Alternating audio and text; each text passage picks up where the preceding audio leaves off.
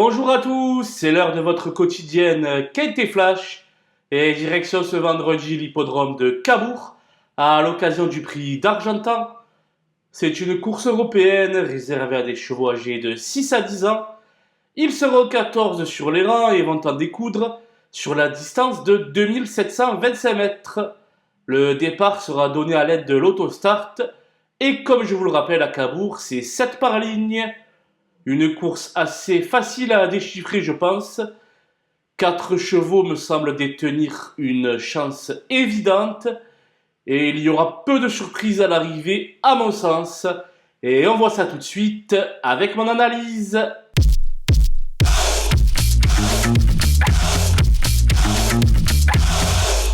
Les bases avec le 6 Eradames qui s'était posé début juillet sur cette piste et qui a confirmé par la suite avec une belle deuxième place dans le Grand Prix de la ville de Cabourg, seulement devancé par la très bonne jument de la famille Dubois, Happy Valley. Bénéficiant d'un engagement en or, il fait figure d'épouvantail. L'As Ginko Tellois n'a pas quitté le podium lors de ses 5 dernières tentatives. Il retrouve Adrien Lamy avec lequel il s'était imposé lors de leur seule association commune. Il devrait jouer les tout premiers rôles. Le 5 Keut F. Boko retrouve notre sol.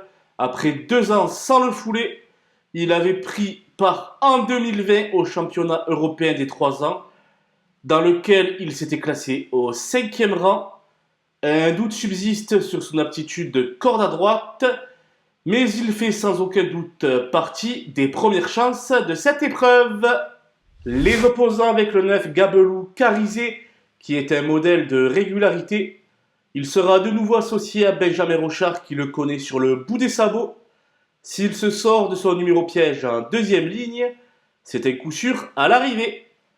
Le 3 El Fuego vient de terminer quatrième juste derrière Gabelou Carizé. Du côté d'Amiens, Johan Le Bourgeois s'en sort plutôt bien en général avec les pensionnaires de Cyril Chenu. Bien placé derrière la voiture, il ne faut pas le négliger. Le 2 Falco du Douai ne répète pas toujours ses meilleures valeurs. Cabourg lui réussit bien avec une 4e place l'été dernier et une 2e place sur ce parcours voilà 2 ans.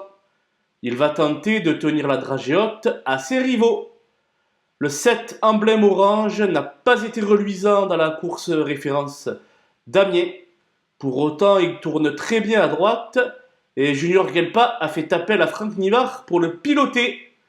Tout ceci incite à la plus grande méfiance. Mon coup de poker sera le numéro 4, Éternel Amour, qui est un sujet plein pot actuellement, qui de plus était vaincu en 2 sorties avec Christopher Corbino. Seulement, il y a un hic, il va garder ses fers et demeure beaucoup moins performant ainsi. Son mentor a certainement dans le viseur un bel engagement le 15 septembre à Vincennes. Toutefois, la 5e place ne lui est pas interdite. Les outsiders avec le 8 Flaubert GD, qui n'a pas été très chanceux lors de sa récente tentative dans un quintet ici même. Sa récente musique n'est guère flatteuse, mais les amateurs de sensations fortes peuvent se pencher sur sa candidature. Le 14 Erégon de Jupille est depuis peu sous l'entraînement de Mathieu Varin. Il possède un bon moteur, mais n'a guère été gâté par le tirage au sort derrière l'autostart. Cependant, avec Mathieu Mautier aux manettes, il ne constitue pas une impossibilité. Le 12 Flying Brickell possède une première chance théorique évidente, mais évoluera avec ses fers, ce qui selon moi complique nettement sa tâche. En cas de défaillance, il peut viser une 4-5e place. Le 10 d'Enzo Montaval en a encore sous la pédale du haut de ses 10 ans, comme à Biarritz fin juillet où il s'est classé à la 2e place. Mais il n'a jamais confirmé cette belle performance et aura du mal à faire le tour de ses adversaires cette fois-ci. Ce n'est qu'un simple outsider selon moi.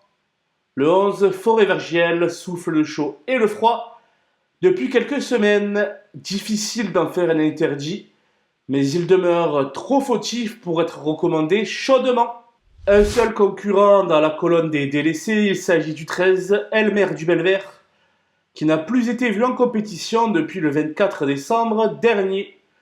Il aura certainement d'autres occasions de se mettre en évidence à l'avenir. Pour ce vendredi, on peut se contenter de le regarder courir. Voilà, nous avons passé en revue les 14 partants de ce prix d'Argentan. Je vous quitte avec ma sélection et mes conseils de jeu. Bonjour à tous!